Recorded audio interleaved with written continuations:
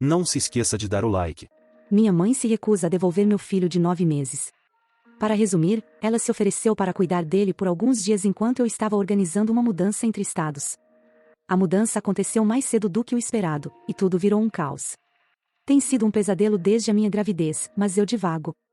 Atualmente, não estou na Flórida, estou no Texas resolvendo as coisas. Meu marido está na Flórida, então pedi a ele para pegar nosso filho na casa da minha mãe, por mais de uma razão, sendo uma delas que minha mãe é narcisista e estava tendo comportamentos realmente preocupantes. Ela então se recusou a entregá-lo ao meu marido, dizendo coisas como: vocês estão cometendo um erro, não o tirem de mim, vocês são pais horríveis. Eu não quero que meu filho fique lá. A polícia foi chamada, e eles nos informaram que não podiam fazer nada porque não era da competência deles, então eles não podiam simplesmente pegar meu filho e entregá-lo. É só isso mesmo? O que posso fazer para recuperar meu filho se a polícia não fizer nada? Eles disseram que poderíamos resolver isso no tribunal de família, mas não poderemos pagar por isso e não poderemos ficar na Flórida para um caso começar. Meu filho tem apenas 9 meses, realmente não quero fazê-lo passar por isso. Existe alguma outra maneira possível de proceder? Por que seu marido simplesmente não levou o filho? Isso não faz sentido. Algo está faltando. Meu padrasto ameaçou violência física se meu marido se aproximasse. A polícia também disse que seria considerado invasão de propriedade se meu marido chegasse perto da casa. Atualização. Eu tenho boas notícias. Meu filho está de volta em casa. Eu cheguei na Flórida por volta das 12 horas, queria ir direto para a casa da minha mãe e pegar meu filho, mas muitos aconselharam contra, então esperei ansiosamente até mais tarde no dia. Antes de chegar lá, ela me ligou. Eu tentei fazer com que ela me mandasse uma mensagem, mas ela se recusou e falou por cima de mim. Ela me informou que ia me devolver meu filho, mas para não ficar muito feliz. Ela disse que vai ligar para os tribunais na segunda-feira para dizer a eles que meu filho estaria em perigo. Ela está firme em acreditar que algo terrível acontecerá a eles sob os nossos cuidados, não tenho certeza por quê.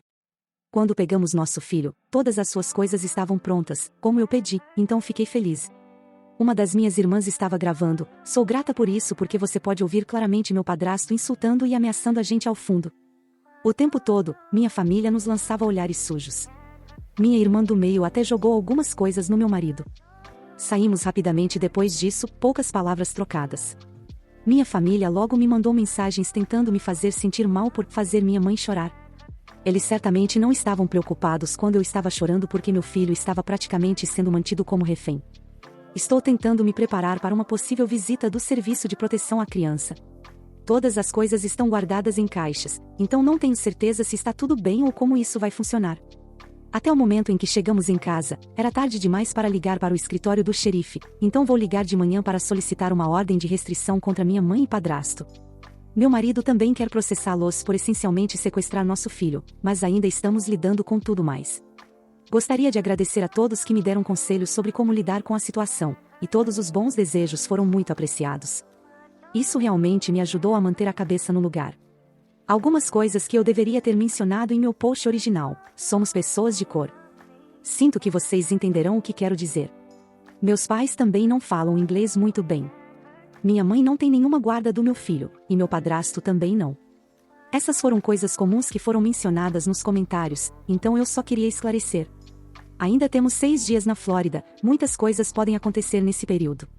Minha mãe não tem nenhuma evidência para respaldar suas alegações, então não estou extremamente preocupada, apenas nervosa. Eu gostaria de entender o que a está levando a agir assim, mas conversar com ela é praticamente impossível. Atualização. Liberdade finalmente. Finalmente estou livre da regra tirânica da minha mãe e padrasto. É extremamente agridoce. Estou tão acostumada a depender da minha mãe para absolutamente tudo, pequeno ou grande. Não haverá mais gritos, não haverá mais agressões e arremessos, não haverá mais manipulação. Eu cortei o contato com o lado da família da minha mãe, todos eles são tão problemáticos. Consegui me reconectar com meu pai biológico, e Senhor, as histórias que ele está me contando. Ainda dou pulos com portas fechadas, buzinas de carros, passos e discussões, mas estou trabalhando nisso. Estou trabalhando duro, não só por mim, mas também pela minha nova família. Eles precisam de mim presente para eles, e é isso que farei. Sou melhor do que o trauma que minha mãe me infligiu, e trabalharei o dobro para nunca deixar meu filho passar pelo que eu passei. Posso dizer com confiança um pouco instável que estou livre. Minha namorada, 30, diz que preciso me livrar das coisas da minha falecida esposa ou ela vai embora. Eu casei pela primeira vez aos 18 anos com a minha namorada desde os 15. Desfrutamos de 6 anos de casamento juntos antes que ela morresse em um acidente de moto, me deixando quebrado e gravemente deprimido por anos. Há pouco mais de um ano, 4 anos após a morte de minha esposa, conheci minha namorada atual em um evento de trabalho e nos demos muito bem. Tinha decidido que era hora de começar a procurar uma parceira séria novamente e que minha esposa gostaria que eu fosse feliz. Minha namorada atual e eu ficamos mais sérios com o tempo, e nos mudamos juntos há 2 semanas. Eu falei com ela extensivamente sobre minha falecida esposa e os problemas de saúde mental que isso trouxe para mim, e ela tem sido nada além de solidária e amorosa. Os problemas começaram depois que nos mudamos juntos. Eu tenho um pequeno baú que costumava ficar embaixo da minha cama e que tem algumas coisas que pertenciam à minha falecida esposa, juntamente com algumas fotos de nós dois. Durante o processo de mudança, minha namorada notou o baú e perguntou sobre isso, então expliquei o que era e mostrei o conteúdo. Eu não esperava que fosse um grande problema, mas desde que mostrei, as coisas nunca foram piores para nós. Ela me fez sentar naquela noite e explicou que, porque eu ainda tinha o baú e queria mantê-lo, isso indicava para ela que eu não tinha superado minha falecida esposa e que ela não acha que pode continuar o relacionamento a menos que eu me livre disso. Fiquei bastante chocado com isso e disse a ela que precisava de um tempo para pensar. Bem, já se passaram 2 semanas e ainda não sei o que fazer. Minha namorada atual e eu não tivemos grandes problemas até este ponto, e ela me pergunta diariamente quando pretendo me livrar disso e diz que não pode viver no mesmo espaço que o baú. Realmente não quero me livrar disso, mas também quero continuar meu relacionamento com ela. O que posso dizer para fazê-la entender? Ou estou sendo louco por manter essas coisas por anos? A atualização. Uau, eu realmente não esperava essa quantidade de feedback no post. Desculpe por não ter respondido a muitos comentários, foi um pouco avassalador acordar com milhares deles. Mas eu queria fornecer mais informações e uma atualização sobre como tudo aconteceu. Algumas pessoas estavam se perguntando com que frequência eu olho para o baú e falo sobre minha falecida esposa. Eu passo um tempo prolongado com o baú e seu conteúdo geralmente 2 vezes por ano, na data do nosso aniversário e na data da morte dela. Então, eu não estou constantemente abrindo e deixando por aí. Sinto que encontro mais conforto apenas sabendo que está por perto, estranhamente, é por isso que eu queria mantê-lo em casa. A maioria das conversas sobre meu casamento anterior foi provocada pela minha namorada, não por mim. Posso falar sobre isso bastante abertamente quando questionado sobre minha falecida esposa, mas raramente a menciono em uma conversa por conta própria. Ela costumava ser tudo o que eu falava, e isso era irritante e desconfortável para as pessoas da minha vida. Olhando para trás em muitas de nossas conversas, minha namorada frequentemente fazia perguntas tentando avaliar se eu ainda estava de luto ou se estava feliz novamente. Agora, com o incidente do baú, isso faz sentido para mim que isso foi uma insegurança não expressa por um tempo. Na época, eu suponho que apenas pensava que ela estava perguntando se eu ainda estava deprimido, mas agora vejo que ela estava tentando perguntar se eu ainda estava superando minha falecida esposa. Quando minha namorada me pediu para me livrar do baú, ela realmente queria dizer se livrar dele. Eu não entrei em muitos detalhes sobre a conversa que tivemos quando ela me fez sentar, mas eu propus mantê-lo mais escondido, não no nosso quarto, ou na casa de outra pessoa, e ela continuou dizendo que eu ainda estava me agarrando e que não estava pronto para um relacionamento aos olhos dela, e mantê-lo em outro lugar não mudava isso. Definitivamente, não vou me livrar do baú, e com isso, quero dizer me desfazer dele, e ele está trancado no meu carro nos últimos dias enquanto estou lidando com isso. Recebi alguns conselhos muito bons de vocês e tentei ter uma conversa aberta e honesta com ela hoje, perguntando por que o baú era tão significativo a ponto de me dar um ultimato, e por que ela sentia que eu tinha que me livrar dele para continuar crescendo nosso relacionamento. Ela disse que durante todo o relacionamento que tivemos, sempre sentiu que precisava corresponder aos padrões da minha falecida esposa, ou ser ainda melhor para que eu ficasse com ela, e que eu ainda ter o baú foi a confirmação de que ela sempre será inferior. Se eu me livrasse do baú, seria a confirmação de que eu estava pronto para dar meu coração inteiro a ela. Isso partiu meu coração, sinceramente, e eu não podia acreditar que ela nunca me contou que estava se sentindo assim e que eu não percebi.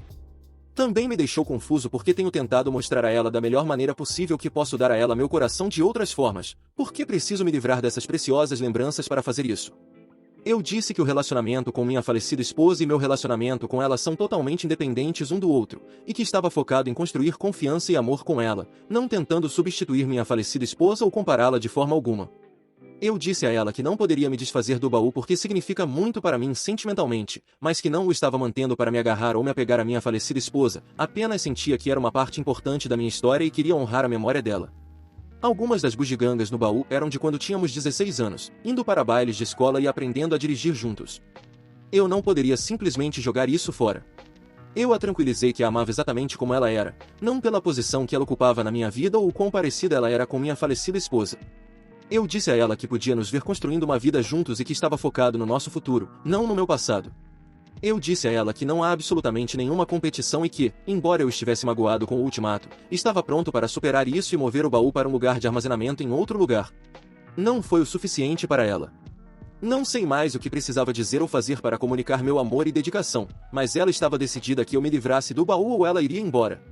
Eu disse a ela uma última vez que não havia a menor chance de eu me livrar dele. Silêncio total, depois ela pega uma sacola com suas coisas, entra no carro e vai embora, me ignorando quando perguntei o que estava acontecendo.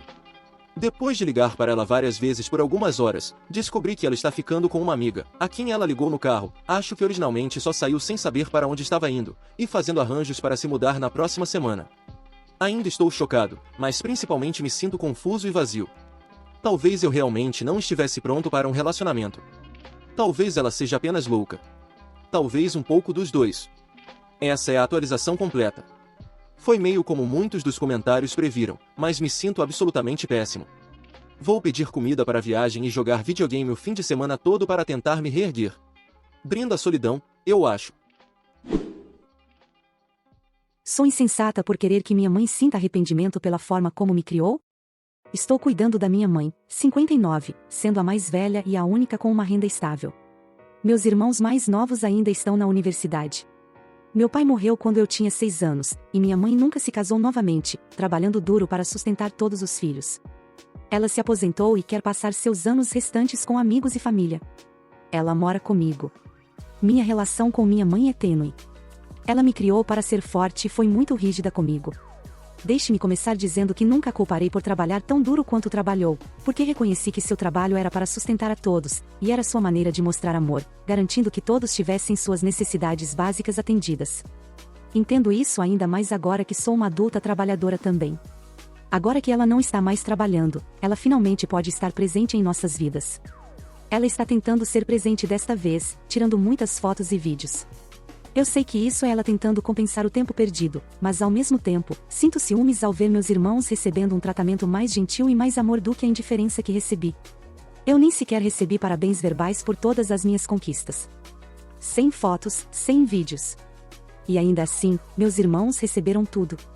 Não é culpa deles, é apenas minha mãe tentando ser mãe e sendo terrível nisso. É uma coisa tão superficial para ficar com raiva, mas mesmo sabendo disso, ainda estou tão brava. Então, comecei a ser honesta sobre minhas emoções e experiências passadas em casa. Perguntei se ela disse para minha irmã que ela não valia nada quando minha irmã teve seus colapsos. Quando ela comprava presentes para meus irmãos. Eu disse, pena que não temos fotos minhas no álbum, uma vez quando estava folheando álbuns com ela. Garanti dizer essas coisas apenas quando estamos só nós duas por perto. Meus irmãos não eram culpados, não precisavam me ver sendo odiosa. Foi só com minha mãe que continuei dizendo coisas assim. Não voltei para casa em quase 2 semanas, apenas ficando em hotéis e indo para o trabalho, depois de uma discussão com minha mãe, onde ela finalmente teve o bastante das minhas palavras. Ela disse que eu não sou mais filha dela, porque nenhum de seus filhos a faria se sentir terrível depois de tudo que ela sacrificou por nós. Então, eu simplesmente saí de casa e disse a ela que pode trazer quem quiser para fazer companhia a ela, porque não vou mais voltar para casa, e ainda vou dar dinheiro a ela para que não precise se preocupar com as contas. Agora, todo mundo está explodindo meu telefone, dizendo que eu deveria pedir desculpas. Meus irmãos entendem, mas acham que fui muito dura com as palavras. Eu não quero, porque acho que não estou errada em expressar minhas queixas. Mas agora que tenho um tempo para me autoavaliar, talvez tenha sido muito dura com as palavras. Reddit, estou bastante acostumada a ser tratada com dureza, então não se segure. Sou insensata por querer que minha mãe sinta arrependimento? Atualização. Todos me ajudaram a organizar minhas emoções. Obrigada. Decidi tentar mais uma vez. Desta vez, não serei agressiva e trouxe meus irmãos e meu tio paterno para ajudar a mediar. Voltei para casa e finalmente me sentei com minha mãe e contei como me sentia ao longo dos anos. Disse a ela que só queria ser reconhecida e não ser emocionalmente negligenciada, e que se ela pode estar disponível para meus irmãos, espero que ela possa tentar comigo agora. Minha mãe se recusou a aceitar. Ela se recusou a acreditar que foi parcial com meus irmãos mais novos e que só me deu amor duro, que eu só a machucava sendo ingrata e que realmente não sou filha dela. Ela me acusou de virar meus irmãos contra ela. Mesmo com meus irmãos dizendo a ela a mesma coisa que eu disse, ela disse que só fez isso por nós e que todos a traíram machucando-a assim.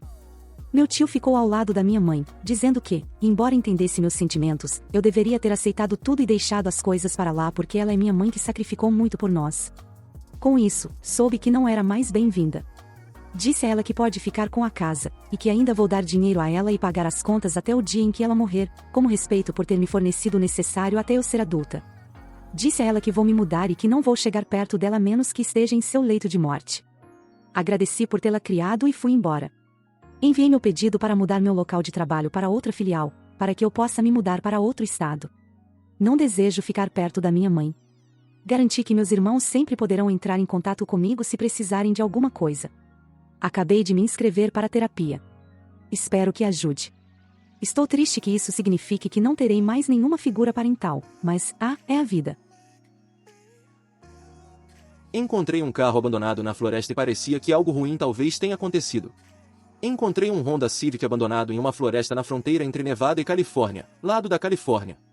Normalmente, eu não pensaria muito sobre um carro abandonado, mas isso parecia que algo ruim aconteceu. O porta-malas estava aberto e havia itens dentro. Esses itens eram uma caixa de fraldas, uma sombra para carrinho de bebê, uma jaqueta de inverno tamanho infantil, um brinquedo de pelúcia para um bebê e um envelope aberto para um pagamento de uma empresa em Reno. O envelope tem um nome, endereço e número de identificação do funcionário. Havia um carregador de bebê no banco de trás que, felizmente, tinha apenas algum lixo dentro e não um bebê.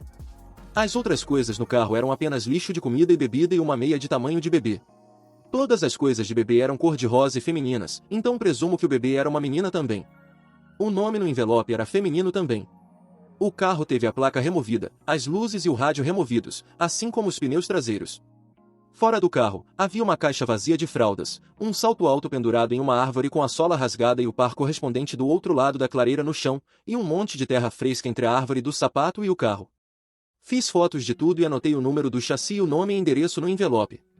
Eu vagueei pela área circundante da floresta um pouco mais e encontrei um monte de roupas femininas espalhadas pelo chão, talvez a uns 30 metros mata dentro. Essas roupas não eram apropriadas para o inverno, pareciam ser roupas íntimas, um sutiã e alguns shorts. Ver as roupas começou a me preocupar com a situação deste carro se estiver conectado. Verifiquei o número do chassi em uma busca online e o número não aparece como roubado. Outras coisas que me deixaram desconcertado foram que tudo estava seco e bastante limpo em comparação com o entorno. Tivemos chuvas consistentes e o chão estava enlameado, mas a caixa de fraldas no chão estava seca. O papelão não parecia ter sido molhado ou absorvido muita água da lama. O conteúdo do porta-malas também estava seco e bastante limpo, o que parecia errado dadas a lama fresca e a chuva consistente. O metal exposto de onde os pneus foram removidos também não enferrujou ainda. O carro também estava estacionado ordenadamente na clareira e não na estrada como se tivesse ficado preso na lama ou na neve. Relatei tudo à polícia, forneci fotos e localização por GPS, bem como o número da estrada da floresta, mas não recebi resposta. O condado em que esta floresta está localizada é bastante pequeno, então não sei se a polícia tem os recursos para verificar o carro. Dado que o carro parece ter sido deixado recentemente e uma criança está envolvida, quero obter algum encerramento de que quem quer que seja o proprietário está bem e que isso é apenas um carro roubado deixado na floresta. Alguém tem conselhos sobre o que posso fazer para obter mais informações sobre o que aconteceu? Eu admito que esta floresta sempre me deu vibrações inquietantes, então talvez eu esteja interpretando muito isso, mas quero ter certeza de que nada pior aconteceu com quem era dono desse carro e o bebê. Atualização. Tenho boas notícias, pessoal. Felizmente, esta foi a melhor situação possível e minha atualização é mundana. Com a ajuda de outros usuários com habilidades de detetive muito melhores do que eu, conseguimos rastrear a página do Facebook da pessoa. Isso foi confirmado como sendo a pessoa que era dona do carro. Ela está segura e seu filho também está seguro. Ela está ativa no Facebook e entrei em contato com ela com informações sobre onde está seu carro. Ela havia postado sobre ele sendo roubado no início de setembro, e ninguém mais havia tropeçado nisso e contado a ela até eu. Obrigado a todos que me ajudaram a encontrá-la e a ajudaram a encontrar o carro. Estou muito feliz que isso tenha sido apenas uma descoberta assustadora e nada mais do que um roubo. Estou errada por brigar com minha futura sogra sobre não querer crianças no meu casamento? Eu, 21, estou me casando com o James, 24, em janeiro, e desde o início do processo de planejamento, tanto James quanto eu afirmamos que não queremos crianças no casamento. Aqui é onde o problema começa. Minha futura sogra tem uma grande família com muitas crianças com menos de 10 anos, são os filhos de suas irmãs e irmão, ou seja, primos do meu noivo. Quando mencionamos que não queríamos crianças no casamento, ela surtou, perguntando por que não queríamos, se não queríamos estar cercados pela família, etc., e contou a todas as suas irmãs o que tínhamos dito. Isso se transformou em um assédio por parte das pessoas, me pressionando e pressionando o James para que as crianças estivessem lá, porque qual é o propósito do casamento se não queremos a família lá? Não é a primeira vez que a mãe tenta controlar o que fazemos, ela queria garantir que pessoas que nem eu nem James conhecemos, apenas porque são velhos amigos da família, estivessem lá. Fomos pressionados a não fazer um casamento de destino porque nem todos podem comparecer, e seria nossa culpa se não pudessem ir. Tenho tentado mantê-la fora do planejamento o máximo possível por causa da atitude dela em relação a tudo o que escolhemos fazer. As pessoas estão me dizendo que preciso superar e simplesmente lidar com as crianças ou o que quer que seja que ela queira, porque ela ainda é a mãe do meu futuro marido. Muitas vezes, pensei em desistir do casamento porque ela quer tratá-lo como uma reunião de família. Então, estou errada por ficar chateada porque ela quer fazer o que bem entende? Ambos os nossos pais nos deram dinheiro para o casamento, mas não uma quantia significativa, cerca de 90% ainda está sendo coberto por nós. Meus pais não tiveram problemas com nossa escolha e nem meu sogro, só a sogra. Atualização. Primeiro, gostaria de agradecer a todos pelos conselhos, embora eu gostaria de voltar à ideia original de um casamento de destino, já temos algumas coisas para as quais não conseguiríamos reembolso ou remarcar. Quanto à minha futura sogra, James e eu conversamos sobre isso e lemos alguns comentários juntos, percebemos que ele precisava pôr um fim na mãe dele. Ele a chamou e disse diretamente, não importa o que você queira, não teremos crianças no casamento. Ela obviamente não gostou, mas eventualmente se acalmou e disse que, embora não esteja feliz com isso, vai apenas lidar com isso, risos, não é mesmo? De qualquer forma, obrigada novamente a todos, espero que esta seja a atualização que todos queriam. Minha ex-esposa, 32, se divorciou depois de ter câncer para que ela pudesse partir primeiro. Agora ela quer voltar, devo dar a ela outra chance? Conheci minha esposa, vou chamá-la de Ana, durante o primeiro ano da faculdade. Namoramos durante a faculdade e nos casamos logo após sua formatura. As coisas foram felizes por um tempo até que Ana descobriu um caroço em sua mama direita. Eu a encorajei a fazer exames, ela relutava, mas acabou fazendo porque o câncer de mama era comum em sua família. E, como suspeitávamos, era isso que ela tinha. A boa notícia, se é que pode ser considerada boa, era que o câncer de mama que ela tinha era tratável com quimioterapia e radioterapia. Com base em seu histórico familiar, o médico também recomendou uma mastectomia dupla para ela. Isso colocou Ana em um lugar realmente sombrio. Sugeri que ela fosse à terapia, mas ela recusou categoricamente e disse que nunca queria me ouvir sugerindo isso novamente.